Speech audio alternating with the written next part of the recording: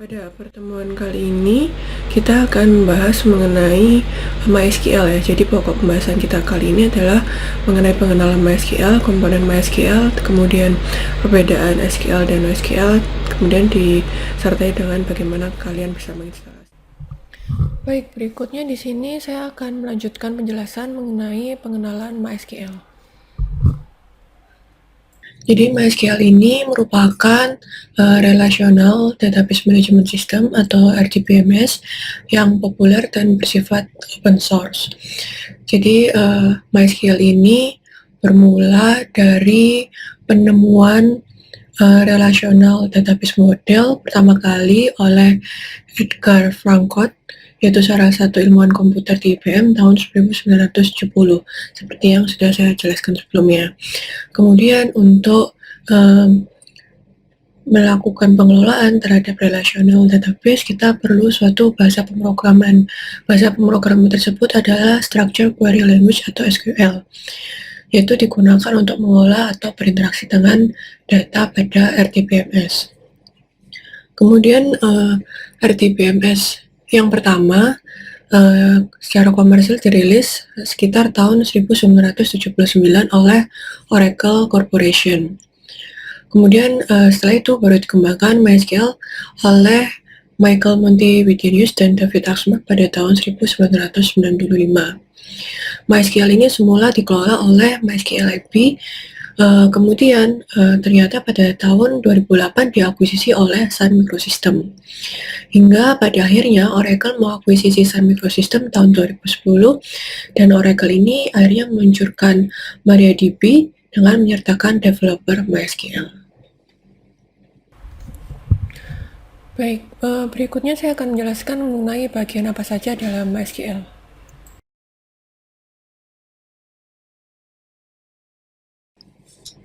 Yang pertama yaitu MySQL Server. Jadi inti dari MySQL itu sendiri adalah MySQL servernya, di mana dapat diakses sebagai library yang terpisah dan dapat ditanamkan dalam suatu aplikasi untuk menangani perintah-perintah dalam database. Kemudian yang kedua ini adalah database-nya. Database ini merupakan kumpulan data yang terstruktur, di mana database ini menjadi tingkatan tertinggi yang paling besar dan menjadi suatu kontainer gitu ya, seperti kontainer untuk semua tingkatan yang ada di bawahnya. Tingkatan yang di bawah ini apa aja? Ada tabel, kemudian nanti di dalam tabel ada kolom dan ada row, seperti itu. Kemudian yang selanjutnya yaitu tabel. Kalau tabel ini adalah tingkatan kedua setelah database. Jadi tabel ini merupakan lokasi di mana data yang kita miliki itu akan disimpan. Banyak tabel dapat disimpan dalam satu database. Jadi dalam satu database ini dapat memuat banyak tabel. Kemudian nanti di dalam tabel itu pasti akan ada kolom dan baris atau kolom dan row. Kolom ini nanti setiap kolom ini ditentukan dengan menyertakan tipe datanya. Setiap kolom dalam tabel ini bisa memiliki tipe data yang berbeda-beda. Jadi kolom ini akan sangat membantu untuk menentukan informasi apa yang harus dimiliki semua baris dalam tabel meskipun hanya 0, dan menyimpan nilai baris tersebut terpisah dari semua baris lainnya gitu. Kemudian selanjutnya adalah row atau baris. Baris adalah tingkatan terkecil yang bertindak mirip dengan kolom. Jadi baris sama kolom ini sama-sama ada di dalam tabel. Jadi kalau kolom menunjukkan hubungan dalam suatu tipe, seperti yang tadi saya sampaikan, kalau di sini, baris ini kita dapat menyisipkan baris yang telah menentukan atau telah ditentukan nilainya dari tiap kolom, gitu ya. Jadi kita bisa memberikan suatu nilai di tiap barisnya yang ada di masing-masing kolom. Kemudian yang terakhir ini adalah query. Query ini dalam SQL merupakan perintah apapun yang mengambil data dari tabel. Jadi mungkin yang paling sering digunakan adalah perintah select, dan merupakan jenis perintah yang paling umum digunakan dalam operasi pada tabel. Baik, berikutnya saya akan menjelaskan mengenai perbedaan SQL dan NoSQL.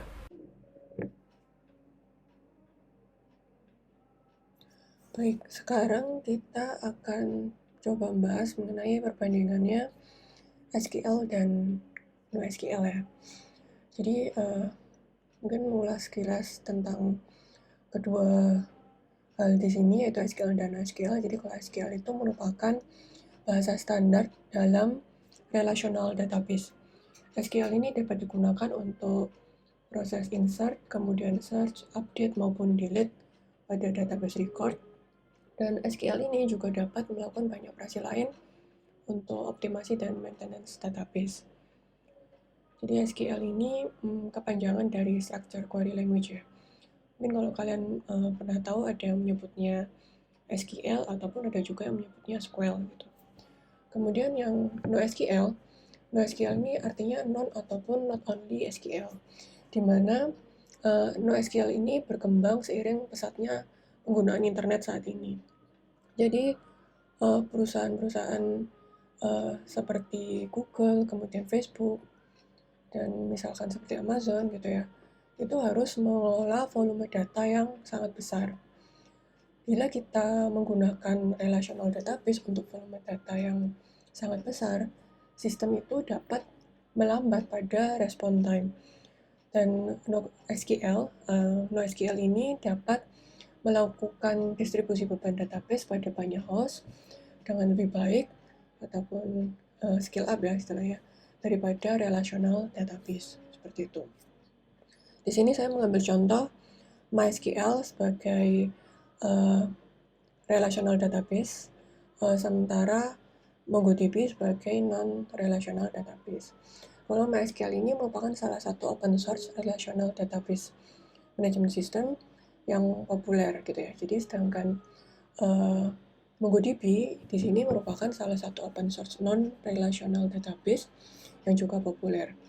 Kalau kita bicara mengenai perbandingan antara MongoDB dan MySQL, tentunya dapat kita bandingkan dalam beberapa hal. Jadi di sini ada contoh ya, perbandingan dari MongoDB dan MySQL. Dalam MongoDB kita bisa bahas misalkan mulai dari availability-nya tuh. Jadi dalam MongoDB itu dapat menyediakan high availability dengan adanya replika set. Jadi replika set dalam MongoDB itu adalah replikasi dari sekelompok server MongoDB yang menyimpan data yang sama, gitu ya. Jadi dengan adanya replika set itu nantinya dapat melakukan data recovery yang otomatis. Kemudian data recovery ini juga bisa dilakukan dengan cepat ataupun instan. Kemudian MongoDB ini dapat melakukan horizontal scalability. Jadi dia memiliki horizontal scalability gitu ya. Sedangkan kalau kita bandingkan dengan MySQL, tentunya skalabilitasnya lebih terbatas gitu.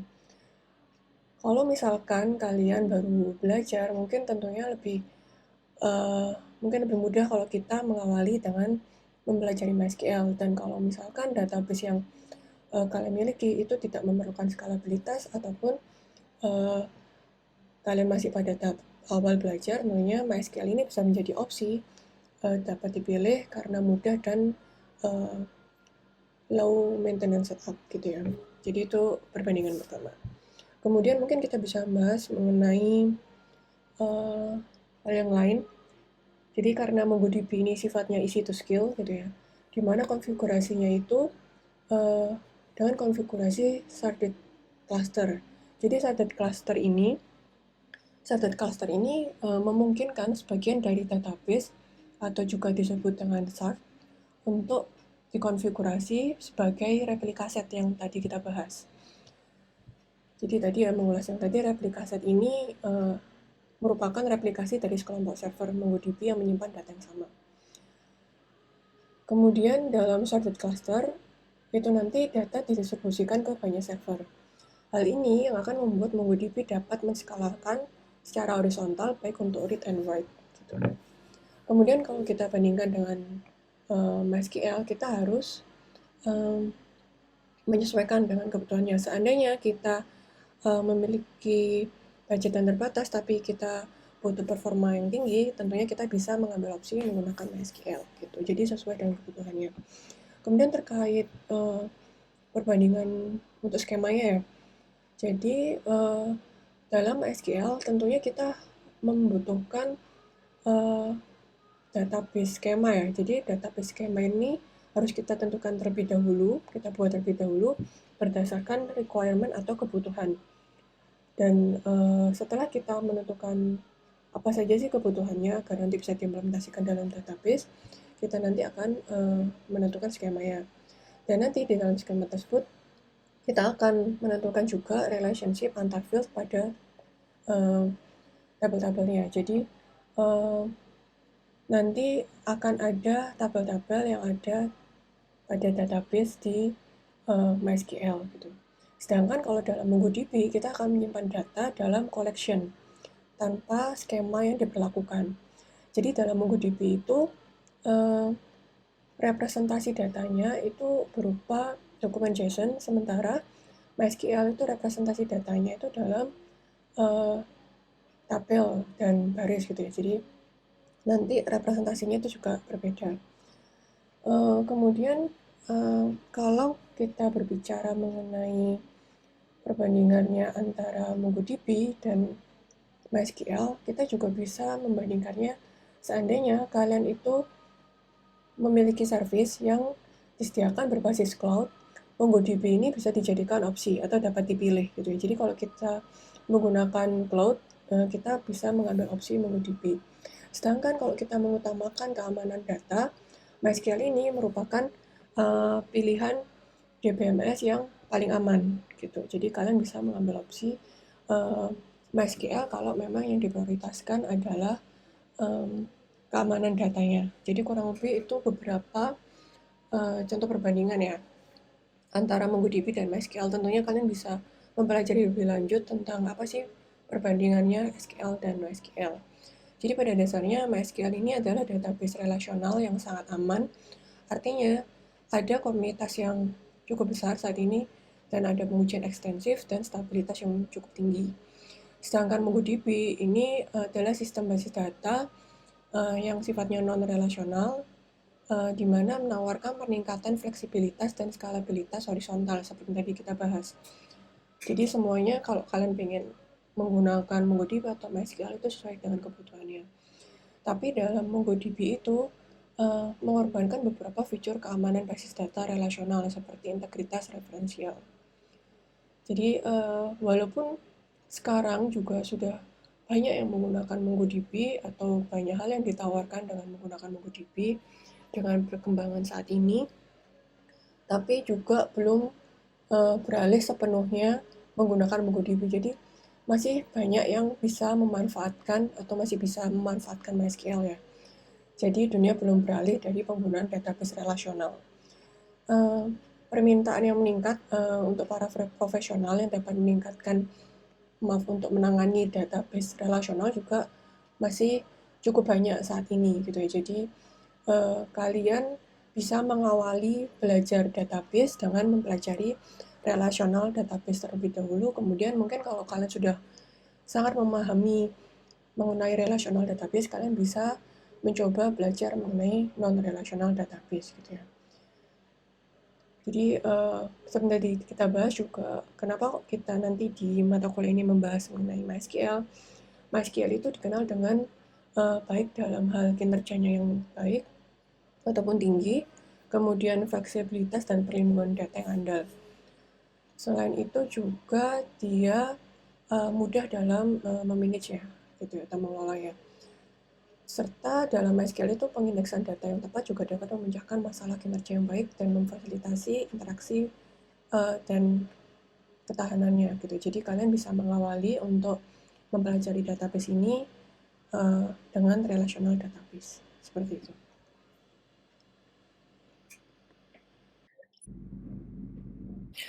Baik, berikutnya mengenai instalasi MySQL ya. Jadi kalau kalian ingin menggunakan MySQL, kalian perlu melakukan download di website resminya MySQL ya untuk melakukan instalasi MySQL. Jadi kalian bisa download di website resminya di devmysql.com.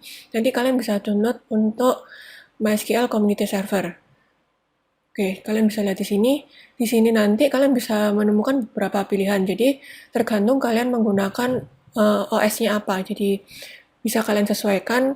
Kalian kalau pakai Windows bisa memilih Windows, atau kalau kalian pakai Ubuntu ataupun misalkan kalian pakai macOS, kalian bisa sesuaikan pada pilihan yang ada di web. Kemudian kalian bisa menyesuaikan dengan kapasitas di laptop kalian juga. Oke, itu yang perlu kalian download ya dari webnya MySQL untuk menginstal servernya. Jadi nanti silahkan disesuaikan dengan operating system yang kalian gunakan. Kemudian kalau kalian sudah download servernya, kalian juga bisa melanjutkan untuk download MySQL Workbench. Jadi MySQL Workbench ini bisa kalian gunakan bersamaan dengan MySQL Server untuk mengelola database MySQL gitu ya. Dan di sini untuk MySQL Workbench juga ada beberapa pilihan operating system. Ada macOS, ada untuk Windows juga ada. Jadi MySQL Client ini merupakan aplikasi berbasis terminal yang disediakan untuk berkomunikasi dengan MySQL Server. Tapi kalau MySQL Workbench ini adalah aplikasi MySQL Client yang berbasis desktop. Jadi dia bisa ada graphical user interface-nya ya untuk mengelola database yang kita miliki. Kemudian selain itu mungkin kalian akan butuh SAM ya. Jadi SAM ini bisa kalian gunakan kalau kalian nggak pengen menginstal MySQL servernya tersendiri. Jadi ini sudah satu package gitu ya. Jadi di SAM ini bisa kalian gunakan bersamaan dengan penggunaan untuk phpMyAdmin dan untuk MySQL database juga. Gitu. Jadi untuk SAM ini software yang menyediakan Apache Web Server dan MySQL database-nya, dan untuk PHP itu dalam satu package gitu. Jadi kalau kalian udah pakai SAM, kalian nggak perlu menginstal MySQL-nya tersendiri. Kemudian kalian mungkin nanti di mata kuliah workshop basis data ini kalian butuh text editor ya, text editor yang bisa kalian gunakan. Pertama kalian bisa pakai Sublime. Ini text editor yang banyak manfaatnya, bisa kalian gunakan nanti kalau ingin membuat script MySQL atau mungkin nanti untuk HTML, CSS ataupun JavaScript, PHP ini bisa menggunakan text editor Sublime. Atau kalau kalian pengen opsi yang lain bisa pakai Visual Studio Code. Visual Studio Code ini juga tersedia untuk beberapa operating system yang berbeda. Ini Visual Studio Code ini memiliki tampilan yang lebih atraktif ya dibandingkan Sublime. Tapi kalau misalkan resource kalian terbatas, kalian bisa memilih Sublime untuk text editornya. Tapi kalau misalkan kalian pengen yang lebih variatif fiturnya, kalian bisa menggunakan Visual Studio Code. Dan Visual Studio Code ini juga bisa terintegrasi dengan Git ya, dan fitur debugging yang dapat membantu Anda untuk mengecek kesalahan pada saat Anda membuat source code. Selain itu, Anda juga bisa menggunakan Notepad++. Ini juga salah satu text editor yang bisa Anda gunakan, yang merupakan pengembangan dari Notepad yang ada di Windows kalian. Jadi ini kalau Notepad++ itu dibandingkan dengan Notepad biasa, itu ada fitur tambahan yang lebih canggih gitu ya. Jadi Notepad++ ini bisa melihat banyak pilihan menu dan ikonnya juga. Jadi lebih menarik dibandingkan Notepad biasa. Jadi aplikasi ini juga bisa digunakan untuk berbagai macam bahasa pemrograman. Jadi silahkan kalian tentukan kalian ingin menggunakan text editor yang mana dalam menunjang tool yang bisa Anda gunakan untuk mata kuliah ini.